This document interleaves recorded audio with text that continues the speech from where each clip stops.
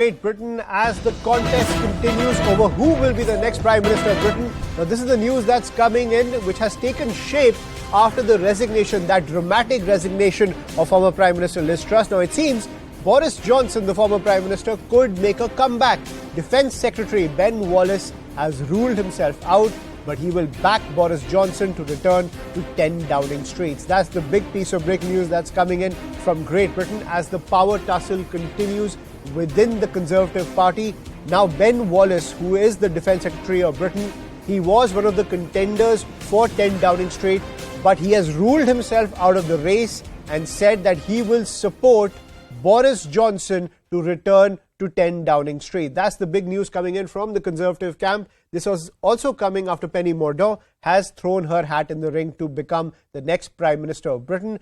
And also speculation is rife that more and more leaders are joining Rishi Sunak's camp to become the next Prime Minister of Britain. We've also learned that Sajid Javid has also joined that bandwagon to make Rishi Sunak the next Prime Minister of Britain. So what we are learning right now is that Ben Wallace, who serves as Defence Secretary of Britain, he has exited from the contendership for 10 Downing Street, but he has said that he will back Boris Johnson for that top post once again. Remember, Boris Johnson was removed from the post of Prime Minister after the rebellion in the Tory camp. I'm joined by Sanjay Suri, reporting live from London to get the latest when it comes to the power dynamics within the Conservative parties. Sanjay, thank you for joining us on CNN News 18.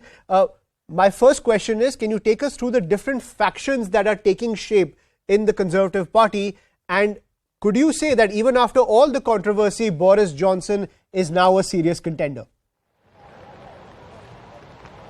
Well, serious contender he is, but it's really not possible to say anything more very definitively, because this is in a state of flux, if you want to be polite, a mess if you want to be plain. The fact is that we have had some contours emerging so far through the day, and who is to say that these will not change further?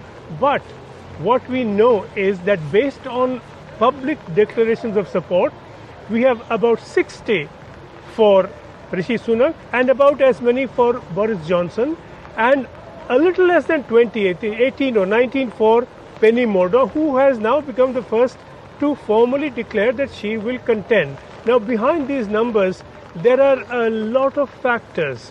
Consider the numbers first. We are talking about 357 MPs. So if we have 60 declarations of support for Sunak, 60 for Boris Johnson, and about 20 for Penny Mordaunt, the one officially in the race, that still leaves 200 publicly undeclared. So there's a lot to play for.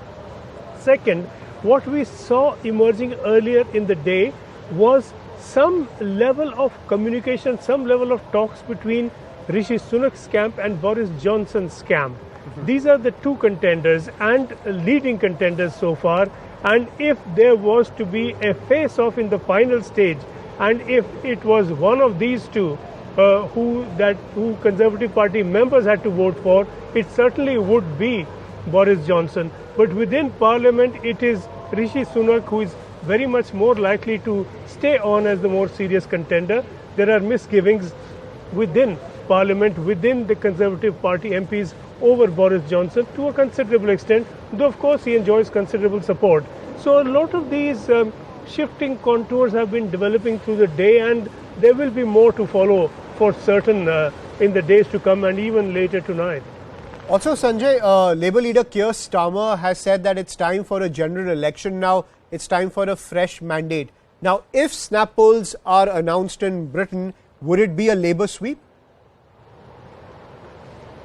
Oh, without doubt. The Labour Party is hugely ahead. I think it is almost twice as much, close to twice as much as for the Conservative Party. The Labour has never had such an advantage in the last 40 years.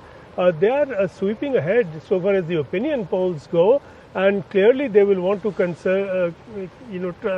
transfer this and convert this into the proper poll. Clearly, for the same reason, the Conservatives don't want this. And you can see the confidence within the Labour leadership. Keir Starmer has begun to look prime ministerial already. So have other senior leaders in the Labour Party begun to look very convincing, as if they are just ready for a role in the government and they are waiting for the moment. But this may not be the moment for them.